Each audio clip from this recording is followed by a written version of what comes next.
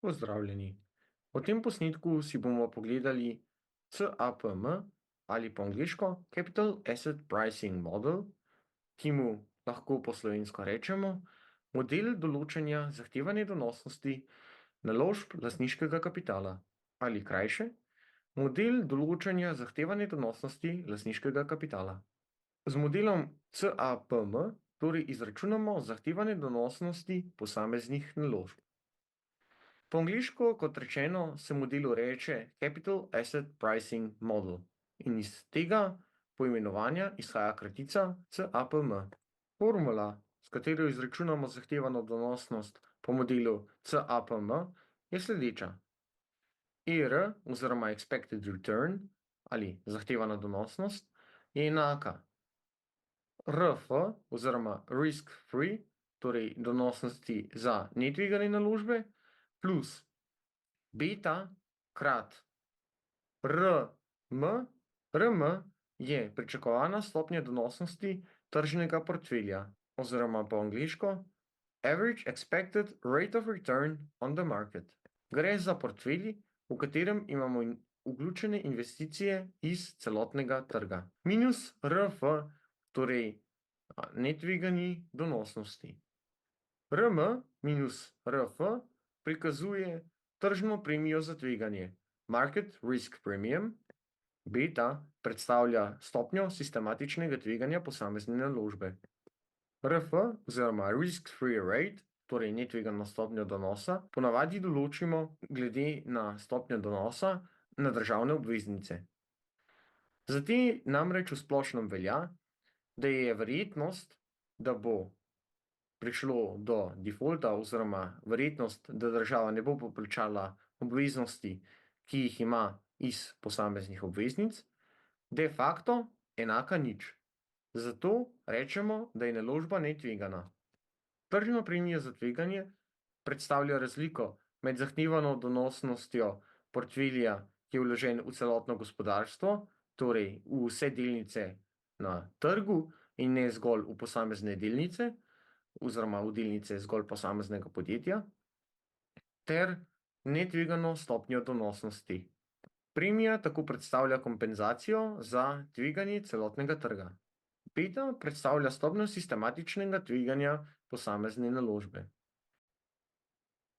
Beta nam tako prikazuje stopnjo nihajnosti posamezne naložbe. Če je stopnja nihanja naložbe enaka kot nihanje celotnega trga, je beta enaka 1. Če je stopnja nihanja nižja od nihanja trga, je beta nižja od 1. Če pa je stopnja nihanja višja od nihanja trga, pa je beta višja od 1.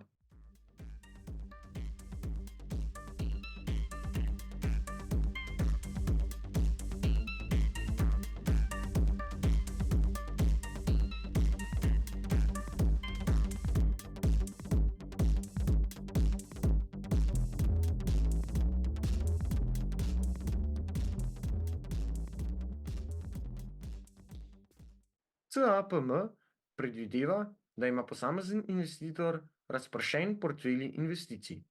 Zato na zahtevano stopnjo donosa posamezne investicije ne vpliva tveganje, ki je neposredno povezano zgolj s posamezno investicijo, ampak zgolj sistematično tveganje posamezne investicije oziroma posamezne, na primer, delnice. Tako na donos oziroma zahtevano donosnost posamezne investicije ne vpliva tveganje, ki je vezano na posamezno zgolj na posamezno investicijo, ter ni povezano s tveganjem trga na splošno, torej tveganjem, na primer, ali bo v posamezni naftni vrtini dejansko nafta ali ne. Sistematično tveganje je namreč tveganje, kateremu so podvrženi vsi akterji na trgu, torej vsi gospodarski subjekti. In zgolj na podlagi tega tveganja, torej sistematičnega tveganja, ter podvrženosti posamezne investicije temu tveganju, se izračuna beta. Po drugi strani pa je specifično tveganje, ki je v splošnem nepovezano z gospodarskimi cikli. Torej, kot prej navedeno, ali bo v posamezni naftni vrtini dejansko nafta ali ne. Model CAPM lahko prikažemo tudi grafično z naslednjim grafom.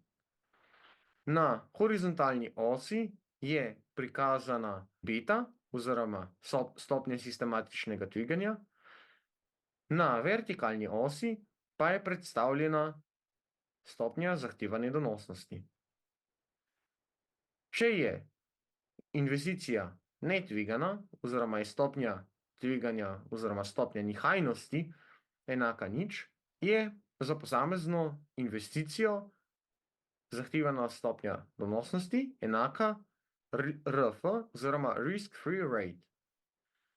Po drugi strani pa bolj kot je tvegana investicija, torej višja kot je beta, višja je stopnja donosnosti.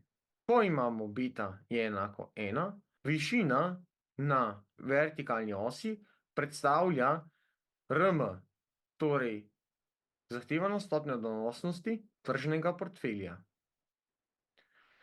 Po drugi strani pa razlika med RM in RF predstavlja tržno premijo za tveganje. Hvala za pozornost. Lepo vabljeni, da si pogledate ostale posnetke na našem kanalu, nam sledite ter všečkate ta posnetek. Se vidimo naslednjič. Adijo.